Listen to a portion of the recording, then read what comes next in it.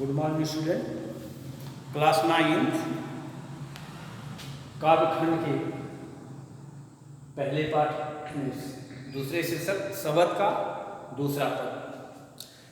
संतो भाई आए ज्ञान की आंधी रे, भ्रम की टाटी सबे उड़ानी, माया रहे न बांधी रे। हित चित की दो थुनी गिरानी, मोह बलिंडा टूटा, तृष्णा छाड़ी, पर घर ऊपर कुबुद्ध का भंडा फूटा। जोग जुगत कर संतो माधव, नीरज चुए न पानी, कूड़ कपट काया का निक्सा, हरि की गति जब जानी। आधी पीछे जो जल बूढ़ा, प्रेम हरि जल भीना।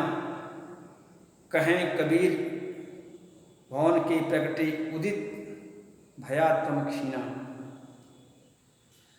इस दूसरे दोहे में संदर्भ आप जैसे पहले लिखते थे उसी तरह लिख लेंगे। इस दूसरे पद में कबीरदास जी जो निर्गुण भक्ति धारा के कवि हैं, आगे चलकर यह निर्गुण भक्ति शाखा दो भागों में विभाजित हुई, जिसकी पहली है ज्ञान मार्गी शाखा। उस ज्ञान मार्गी शाखा के श्रेष्ठ कवि हैं कबीरदास जी। और कबीरदास जी ने इस पद के माध्यम से ज्ञान के महत्व को बताने का प्रयास किया है।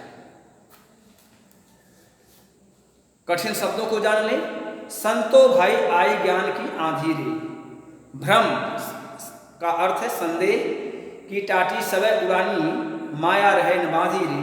हित चित की दो, हित में हृदय हलाई भी यहाँ तात्पर्य है। थुनी गिरानी, मोह बलिंडा टूटा, तृष्णा छाड़, पर घर ऊपर कुबुद्ध का भांडा फूटा। यहाँ भांडा फूटा का तात्पर्य भेद के खुल जाने से है। जोग जुगत, जुगत में उपाय, कई संतो बांधी, नीरज चुए न पानी। नीरज चुए न पानी का तात्पर्य पानी नीचे न टपके।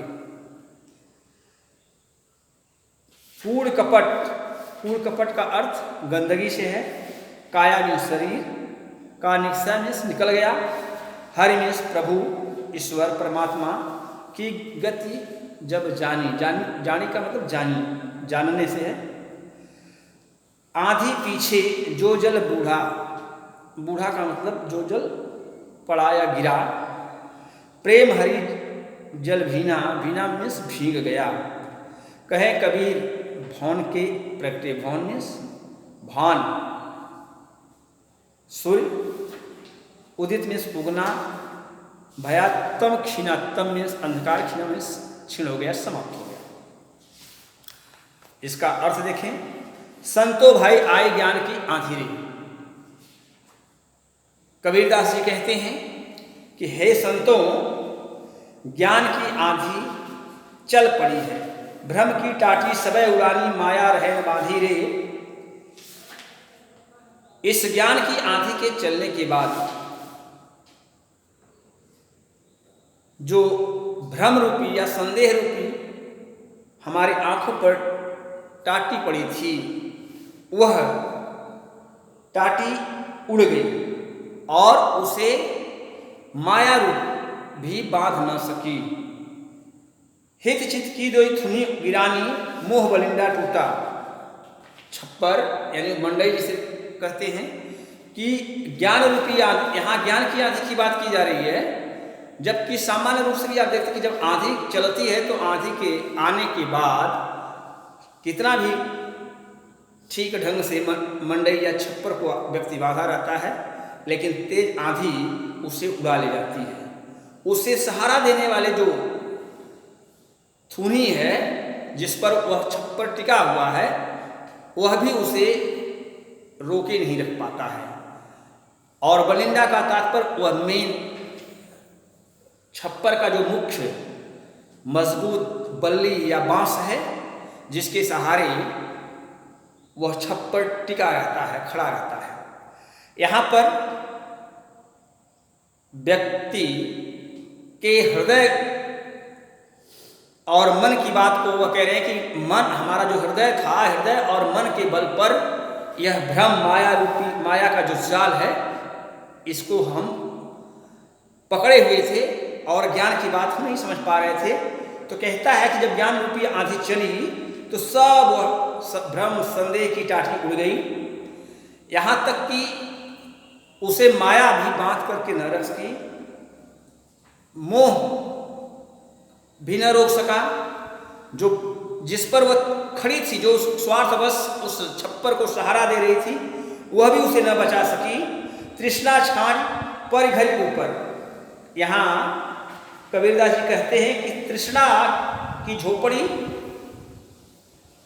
गिर पड़ी, या उलट पलट जाने का मतलब जैसे सीधा थी इधर से उधर, यानी हवा तेज चलने पर वह गायब हो गई। योग जुगत कर संतो बांधो, कहता है कब कि वह सब झोपड़ी उलट पलट गई, जो हमारी कुमति थी, दुर्बुद्धि थी, वह दुर्बुद्धि भी का जो भंडा था वह भी फूट गया, यानी खुल गया, लोग जान गए। योग जुगत, चाहे हमने योग की युक्ति करके या योग साधना की उपाय करके हम इसे ऐसे बांधे हुए थे, या इस तरह यह बांधी गई थी कि ऊपर से पानी नीचे न टपक सके, न टपक सका। फिर भी आंधी के बाद कवि कहता है कि कूट कपट काया का निक्सा, हर की गति जब जानी, यानी तेज आंधी के चलने पर जितनी गंदगियां थी सब उड़ गई। उन गंदगियों के साथ कहता है कि हमारे यहाँ पर इस मानव शरीर की बात करता है कि जब ज्ञान रूपी आंधी आई, उस आंधी से हमारे शरीर की सारी गंदगी दूर हो गई, समाप्त हो गई। इसके बाद तब ईश्वर की गति या ईश्वर के बारे में मैं समझ सका, यानी जीवात्मा तब समझ पाया। इसके पहले वह जीवात्मा नहीं समझ पा रहा था। अंत में कहता है कि आंधी पीछे जो जल बूढ़ा, आंधी के चले जाने पर, प्राय यह देखा जाता है कि आंधी के चले जाने के बाद ही वर्षा प्रारंभ होती है। यहाँ कवि कहता है कि उस आंधी के जाने के बाद जो वर्षा हुई, उस प्रेम रूपी वर्षा यानी ईश्वरीय ज्ञान से यह हमारी शरीर पूर्ण रूप से भीग गई। प्रेम हरि जल भीना, भीग गई, जिससे हरि यानी परमात्मा प्रभु का ज्ञान मुझे हो गया, यानी जीवात्मा को प्रभु का ज्ञान हो गया। अंत में कहते हैं कबीर जी, कहें कबीर भान के उपजे उदित भया तमखीना, जब ज्ञान की आंधी के बाद जो जल मिला, उससे प्रेम से ईश्वर के रूप में जो हमें प्राप्त हुआ, उससे मेरा शरीर भीग गया, यानी ईश्वर का हमें ज्ञान हुआ। अंत में कहते हैं कि जब ज्ञान रूपी सूर्य का उदय हुआ, यानी जब आपको ज्ञान प्राप्त हो जाएगा, मिल जाएगा ज्ञान, तो यह सारा संदेह, अज्ञान रूपी जो अंधकार है, यह सब स्वतः ही नष्ट हो जाएगा, समाप्त हो जाएगा। ऐसा कबीरदास जी का कहना है। इस दूसरे पद में गेयता और सरल भाषा का प्रयोग है, इसमें अनुप्रास अलंकार है और रूपक अलंकार का प्रयोग किया गया है। धन्यवाद।